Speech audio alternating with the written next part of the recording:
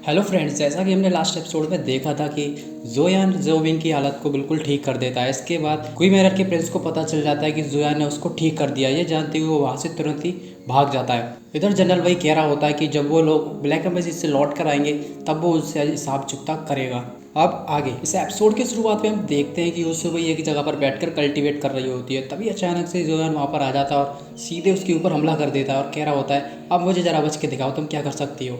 इसी के साथ ही वो तुरंत ही कल्टिवेट करती हुई उड़ जाती है और जोयान का सामना करने लग जाती है। वे एक दूसरे के आमने सामने आ चुके हो। जोयान उससे पूछ रहा होता है, मैं देखना चाहता हूँ कि आखिर तुमने इतने सारे दिनों में क्या किया। इसी के साथ ही वो उसके ऊपर हमला कर देता है और इसी के साथ वो फायर टेक्निक का इस्तेमाल करती है। उसको देखने के बाद वो काफी उसकी तारीफ करने लगता है। तभी वो तुरंत ही याओ की टेक्निक का इस्तेमाल करने लगती है, जो कि एक तरह की कोल्ड होती है। जोयान तुरंत ही उसके पास जाता है और बैक हैंड मारते हुए उसे बिल्कुल चकमा दे देता है और इसी के साथ ही उसके ऊपर ड्रैगन हैंड का इस्तेमाल करता है। उस ड्रैगन हैंड का इस्तेमाल करते हुए तुरंत ही उसके दिमाग पर एक चुटकी मार देता है। इस पर वो कहने लगती है, तुम चीटिंग कर रहे हो। इस पर वो कह रहा होता है, अगर तुम दोनों टेक्निकों का एक साथ इस्तेमाल करती तो शायद तुम झेल भी सकती थी, नहीं तो अब तो ऐसे नहीं हो सकता। ये तरह सोचकर वो काफी ज्यादा गुस्सा हो जाती है। इधर जो सोच रहा होता है, मैं कब पता नहीं 8 को अनलॉक कर पाऊंगा, तब याओ की दी गई उस टेक्निक को इस्तेमाल कर पाऊंगा, तब जाके मैं आगे बढ़ सकता हूँ। इधर फिर कुछ दिन बाद जाने का समय हो जाता है और वो ब्लैक एम्बेसी के लिए निकलने लगते हैं। जनरल वाइवर के साथ कई तरह की स्पेशल योद्धा उनके साथ लगा देता है और कह रहा होता है, ये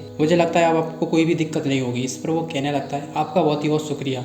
इसी के साथ ही वे सभी लोग वहाँ से निकल जाते हैं ब्लैक एम्बेसी की तरफ। इधर हम देखते हैं पॉइजन किंग के पास वो क्यू बैनर का प्रिंस वहाँ पर पहुँच चुका होता है और उससे ग्रीट करने लगता है और कह रहा होता है, मुझे देर से आने के लिए मुझे माफ़ कर दें।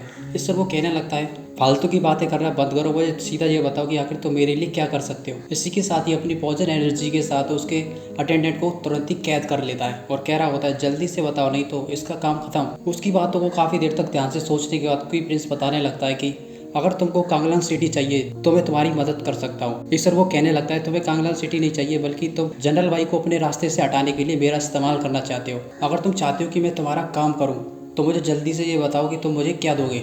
इस पर वो कहने लगता है, अगर वो उसकी मदद जाओ एम्पायर को ओवरथ्रो करने में मदद कर देगा तो वो उसको कांगलांग कंट्री दे सकता है। वो इतना कह देता है। उस पर वो कहने लगता है, क्या तुमको लगता है जाओ कंट्री को तुम अपने आप से ओवरथ्रो कर दोगे। इस पर वो कहने लगता है, आपको क्या लगता है कि हम नहीं कर सकते। आपको पता नहीं होगा तो मैं आपको बता देता हूँ, हमारे पीछे दावो कंट्री का हाथ है। उतना नाम सुनते ही वो एकदम ही चौंक जाता है और कह रहा होता है, दावो कंट्री का हाथ, अच्छा चलो चलो कोई बात नहीं, मैं तुम्हारे साथ कोऑपरेट कर सकता हूँ, तुम मुझे बताओ कि आखिर तुम क्या चाहते हो।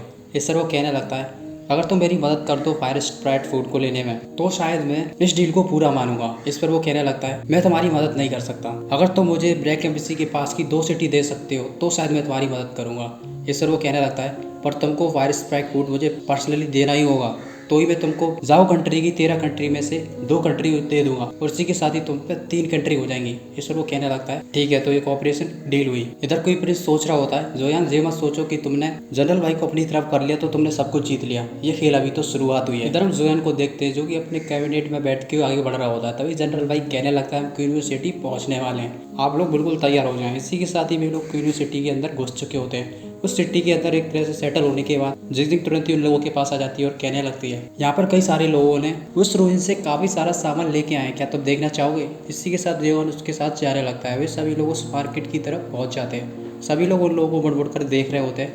वे धीरे धीरे करके भीतर पहुंच जाते हैं। तभी वो देखते हैं एक जगह पर भीड़ लग रही होती है। वो लोग वहीं पर ही पहुंच जाते हैं। वहाँ पर एक शॉपकीपर खड़ा हुआ लगातार सामान बेच रहा होता है। लोग उसके पास पास खड़े हुए होते हैं और कहने लगते हैं, ये क्या फालतू सामान बेच रहा है, चलो चलते हैं यहाँ से।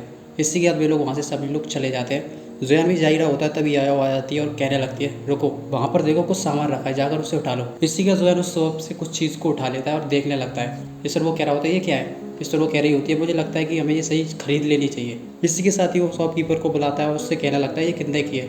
इस पर वो कह रहा होता है, 2000 युआन लगेंगे। इसी के साथ ही वो 2000 युआन उसको देने के लिए तैयार हो जाता है। तभी अचानक से वहाँ पर क्यू मैनर का प्रिंस आ जाता है और कहने लगता है, मैं इसके 3000 दूंगा। उसको देखते ही जनरल भाई तुरंत ही आगे आ जाते हैं और कहने लगते हैं, कोई आओ, तुम्हारी हिम्मत कैसी यहाँ पर दोबारा से आने की, तुमने मेरे बेटे और वाइतियन को चोट पहुंचाने की कोशिश कैसे करी। इस पर वो कहने लगता है, जनरल भाई क्या तुम मेरे ऊपर हाथ उठा सकते हो, मेरे पिता एम्परर जाओ के राइट हैंड मैन है, क्या तुम मेरे ऊपर हाथ उठाना चाहते हो।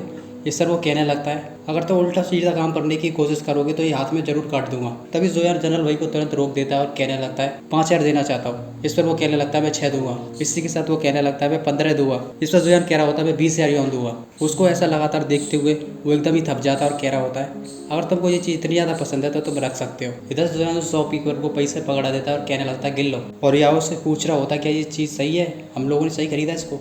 इस पर वो कह रही होती है इसका तो पता चल जाएगा अगर ये सही है या नहीं। तभी लोगों में हलचल मचने लग जाती है। तभी हम देखते हैं वहाँ पर पॉइजन किंग आ चुका होता है जो कि धीरे धीरे करके आगे आ जाता है। उसको देखते जनरल वाई तुरंत ही गुस्से में आ जाता है। उसको गुस्से में देखते हुए पॉइजन किंग उससे पूछ रहा होता है मैंने सुना कि तुम्हारा बेटा ठीक हो गया। उसकी इतनी बात सुनते ही उसको और ज़्यादा गुस्सा आ जाता है और वो सीधे ही उसके ऊपर हमला कर देता है और इसी के साथ ही वो आसमान के ऊपर चला जाता है और कहने लगता है मैंने सुना था कि जनरल भाई कुछ ज़्यादा ही, पर तुम्हें देख के ऐसा लगता तो नहीं कि तुम पहले जितने ताकतवर हो। मुझे लगता है कि तुम दिन पर दिन कमजोर होते हुए जा रहे हो। इस पर वो कहने लगता है। उसकी इतनी बात सुनते ही जनरल भाई तुरंत ही अपने भालू को लेकर उसके ऊपर हमला करना शुरू हो जाते हैं और वे दोनों आसमान में लगातार लड़ रहे होते हैं। जनरल भाई कह रहा होता है तुम जब तक मेरे से लड़ोगे नहीं तब तक तुम्हें पता चलेगा नहीं। आज मैं तुमको कवर में दफन करके ही छोड़ूंगा। कुछ अटैक के बाद जनरल भाई नीचे की तरफ आ जाता है। तुरंत ही जोयान उसको रोक लेता है और कहने लगता है हमारा काम हो जाने दो, उसके बाद ये सब करते रहना। इसके जनरल भाई ऊपर कहने लगता है प्रिंस का भी बहुत सारा काम है इसलिए मैं तुम्हारी गर्दन काटने से छोड़ देता हूँ। जैसे प्रिंस का काम पूरा हो जाएगा मैं तुम्हारी गर्दन काट कर अलग कर दूंगा। इधर पॉइजन किंग ऊपर से नीचे आ जाता है और कहने लगता है मैंने सुना कि जोयान तुमने मेरे जहर को न्यूलीफाई कर दिया। इस पर वो कहने लगता है जहर कोई बड़ी चीज़ नहीं है, उसको न्यूलीफाई करने में क्या है। इस पर वो कहने लगता है तुम बहुत ही ज़्यादा एरोगेंट हो। चलो मैं तुम्हें वादा करता हूँ क्योंकि मैंने मेरे को 3 सिटी देने का वादा किया। अगर तुम मुझे 6 सिटी दे दोगे तो मैं तुम्हारी साइड पर हो जाऊंगा। इतना ही सुनते ही क्वीन मैनर के प्रिंस का चेहरे का रंग उड़ चुका होता है। इस पर जोयान उससे कहने लगता है जो एम्पायर कोई सामान नहीं है जिसे जो भी चाहे उसे बांट दो। तुम तो कुछ लेना भूल ही जाओ कि तुम्हें कोई रत्ती कौड़ी भी मिलेगी, कुछ नहीं मिलेगा तुम्हें। इस पर वो कहने लगता है अच्छा तो ऐसी बात है, तो ध्यान रखना कि अगर तुम ब्लैक एम्बेसी में जाओ तो मेरे हाथों में मत पड़ना, क्योंकि अगर तुम मेरे हाथों में पड़े तो मैं तुमको पूरा उगाल कर खा जाऊंगा। इस पर जोयान उससे कहने लगता है तुम थोड़ा ध्यान रखना, अगर तुम मेरे हाथों में पड़े तो मुझे कोई ज़्यादा दिक्कत नहीं होगी, मैं तुमको तुरंत ही मार दूंगा उसी जगह पर। तभी पीछे से की प्रिंस बोलने लगता है क्या बोलना चाहते हो। तभी उसको बोलने से पहले ही जोयान कहने लगता है और तुम कुत्ते की दुम, अगर तुमने कुछ भी करने की कोशिश करी वहाँ पर तो तुम ध्यान रखना कि तुम्हारी मौत सबसे पहले होगी। इस पर वो कहने लगता है तुम मेरे से ऐसे कैसे बात कर सकते हो। इस पर वो कहने लगता है अगर मैंने तुमसे ऐसे बात कर दी तो क्या हो गया, तुम कोई बहुत बड़ी तोप तो नहीं हो। इस पर क्वीन प्रिंस काफ़ी ज़्यादा गुस्से में हो जाता है और कह रहा होता है मैं जरूर देखना चाहूँगा कि तुम्हारा मुंह ऐसे ही चलेगा जब तुम ब्लैक एम्बेसी में पहुँच जाओगे। इसी के साथ ही वो वहाँ से गुस्से में चला जाता है और उसके पीछे ब्लैक पॉइजन किंग भी धीरे धीरे करके चला जाता है। इसके बाद वे लोग वापस पहुंच चुके होते हुए सभी लोग एक जगह पर बैठे होते हैं। जोयान उससे पूछने लगता है क्या ब्लैक पॉइजन किंग का कुछ हो सकता है।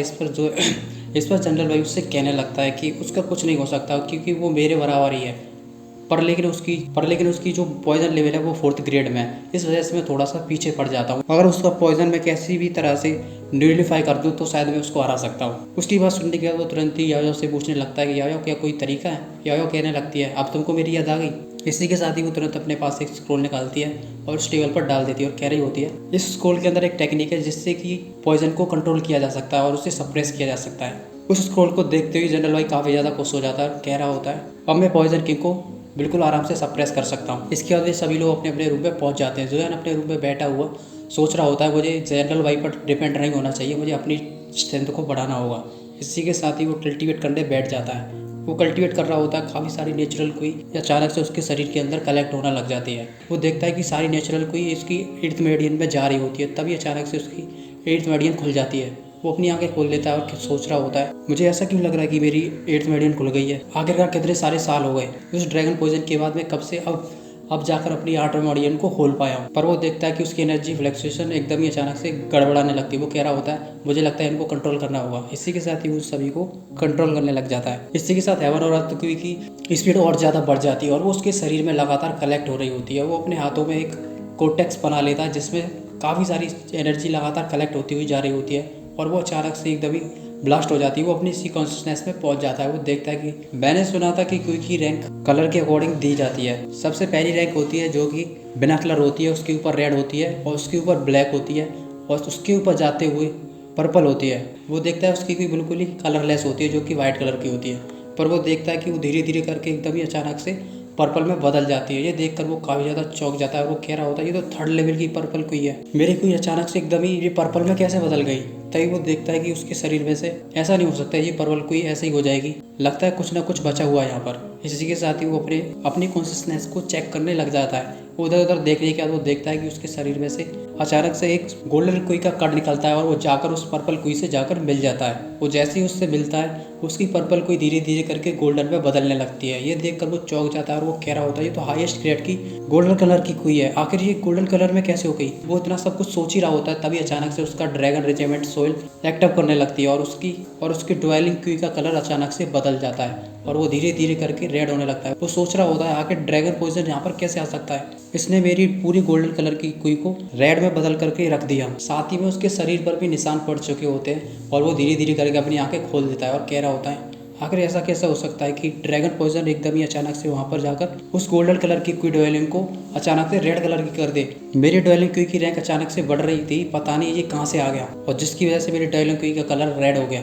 पता नहीं ये सब क्या हो रहा है। इसी के साथ ही वो अगले दिन क्यूओ सिटी से बाहर निकल चुके होते हैं और ब्लैक एम्बेसी की तरफ जा रहे होते हैं। गार्डिंग में बैठे हुए एक जोयान उस जोयाओ को पूरी बात बता देता है। उसकी बात को सुनने के बाद वो कहने लगती है ब्लेडी कलर की ऑरा, मैंने आज तक इसके बारे में कभी नहीं सुना, कहीं ऐसा तो नहीं है तुम्हारी ऑरा उस ड्रैगन पॉइजन के चक्कर में हो गई हो। चलो तुम आगे से अपना ध्यान रखना, इसके बारे में जरूर देखूंगी। इधर यूसे वही सोच रही होती है मेरी क्यों ड्वेलिंग पहले से ही अचानक से इतनी अजीब है, पर मैंने नहीं सोचा था कि जुएन प्रिंस की मेरे से भी ज्यादा अजीब होगी। इधर हम देखते हैं कि प्रिंस पॉइजन किंग के साथ उस क्यूओ सिटी में घूम रहा होता है। तभी पॉइजन किंग कहने लगता है मैंने सुना कि जुएन और उसके साथ के लोग ब्लैक सिटी के लिए पहले से ही निकल चुके हैं। इस पर वो कहने लगता है उनको निकल जाने दो, उससे क्या करना हमें। अच्छा तो अगर वो लोग हमसे पहले चले गए तो कोई दिक्कत नहीं होगी हमको क्या। इस पर वो कहने लगता है कोई दिक्कत नहीं होगी, अगर वो हमसे पहले निकल गए तो वो हमारे लिए रास्ता क्लियर ही कर देंगे और क्या होगा। उसकी बात सुनते ही कोई प्रिंस काफ़ी ज़्यादा खुश हो जाता है। इसके बाद पॉइजन किंग उससे पूछने लगता है आगे तुमने उस ब्लैक एम्बेसी में उन लोगों के लिए क्या तैयार करके रखा है। इस पर वो कहने लगता है तुमको वहाँ पहुँचने के बाद पता चल ही जाएगा और उसके ऊपर एक अलग ही हंसी होती है। वैसे भी वो लोग बचकर आने तो वाले नहीं है। इस एपिसोड में बस इतना ही, मिलते अगले एपिसोड में।